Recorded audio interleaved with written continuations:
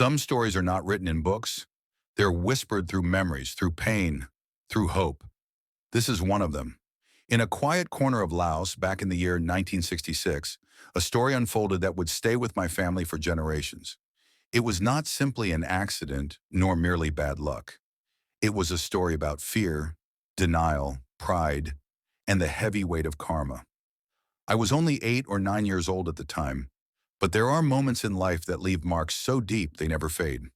This is the story of my uncle, a young man named Liab, and the oath he should never have sworn.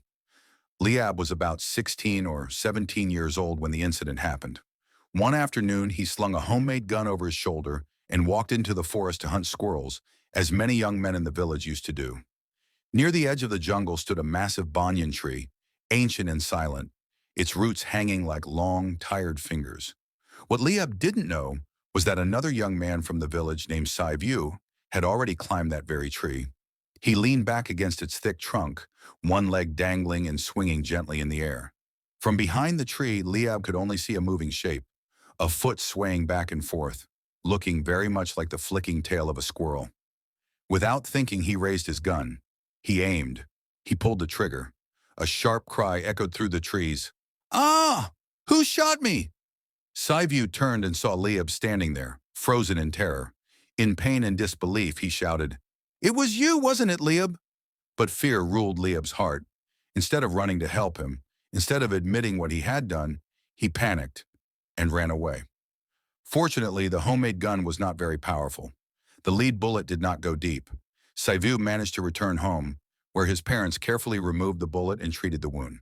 That night, he told them everything. The next morning, View's parents went to my grandparents' house to speak to them. They explained what had happened, and my grandfather called for Liab to be questioned. But Liab denied everything. "If I really shot him," he argued, "why didn't he stop me right away? Why wait until the next day to come here? Where is the proof?" Without solid evidence, my grandparents chose to believe their son. In the end, View's family didn't demand money or revenge. They asked for only one thing: that my grandparents bring a chicken and some eggs for a traditional soul-calling ceremony beneath the banyan tree to protect their son and restore his spirit. But even that was refused. This refusal filled Liab with pride and arrogance. He began to mock and challenge the other family.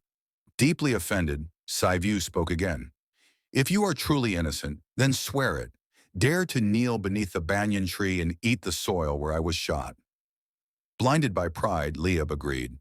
Both boys walked to the great banyan tree. Standing beneath its endless roots, View spoke first. "Let heaven and earth bear witness. Let the banyan tree be my eyes and ears. If I am falsely accusing Liab, may the leg that was wounded rot and wither away. But if Liab is the one who shot me and dares to lie, then may his leg become crippled within 3 to 7 months." He knelt down and placed the soil into his mouth. Then Liab spoke. "Let heaven and earth bear witness. If this man is lying to disgrace me, may his leg rot and be destroyed. But if I am the one who committed this crime, then may all misfortune fall upon me alone." And he too ate the soil beneath the tree. Nothing happened that day. The forest remained silent. Life seemed to move on. Not long after, Liab married and began building a small house for his new family. One afternoon, as he shaped wooden planks with a sharp axe, the blade caught in a vine and swung violently back toward him, embedding itself deep into his lower leg. The wound was horrific, torn wide open, exposing white bone.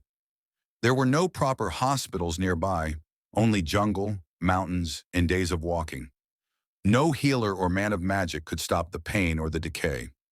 My father, the only one strong enough to look at the wound, cleaned it again and again with boiled water. But the flesh turned dark. His toes went numb, then green, then black. Month after month, the rot climbed higher, until his knee gave way and his leg was lost forever. Only then did Liab understand. This was not just an accident. This was the echo of an oath spoken beneath a sacred tree. From that day forward, Liab lived as a one-legged man. Children in the village would ask him, "Uncle, why don't you have a leg?" And he would answer calmly, without anger or shame, "Child, if you do not wish to end up like me, then do not do wrong to others. And if you have done wrong, admit it. A heavy punishment can become lighter when the truth is spoken. But if you lie and swear before sacred forces, your burden will only double. One from men and one from the unseen. Liab lived until the year 2008. Before his death, he left these final words for his family. Never follow my footsteps. If a problem is small, do not make it big. If guilt is light, do not turn it into a lifetime of suffering.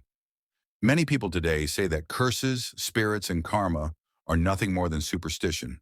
But as long as life and death continue to circle the world, as long as truth and lies still battle within the human heart, perhaps the unseen world is still watching. And perhaps beneath some old banyan tree, an oath is still being remembered. Thank you for listening. If this story spoke to you, share it, because someone else might need to hear it too.